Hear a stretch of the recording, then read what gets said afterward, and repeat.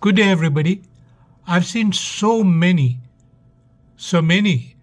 Americans total losers, no minimal education, accomplished nothing in life, living from paycheck to paycheck, or even without that. These losers get on social media and call Trump a loser, call him a con artist, call him a fraud. Why? What have you achieved? What have you done? Right? Because when you're a total loser, you only want to see negatives that doesn't even exist in the others, right? Because it's your negatives you're projecting in the outside world. But listen to this, people who have changed their perception. You and I were across from each other on the debate stage. Donald Trump was center stage, and he was insulting both of us.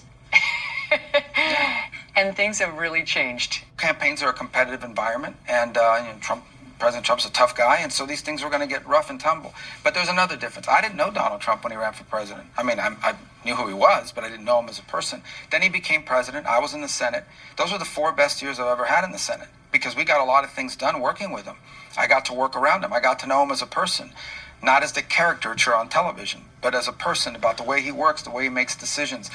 You learn from being around someone like that as well. The things he does on an interpersonal basis with people, the acts of kindness that are never going to be reported, the things he does for people that you're never going to hear, but that and over time, there's a big difference between the way you know someone when you don't know them.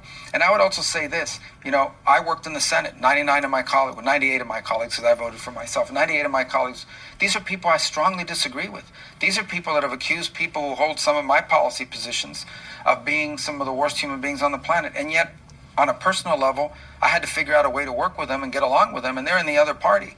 So I don't understand this idea where if a Democrat and a Republican run against each other, you lose the election, you're expected to now, okay, the election's over, you guys need to work together in the interest of our country. If that's expected among people that are in opposite parties, what should be expected of people that are in the same party? They should be expected to also work together. In the end, I'm in this because I want to serve my country, not because I want to be an enemy of anybody else's on a personal level.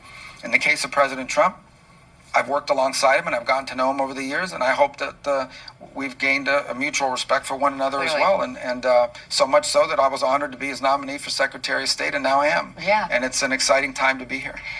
You gave it back to him just as good, and I gave him a few punches too.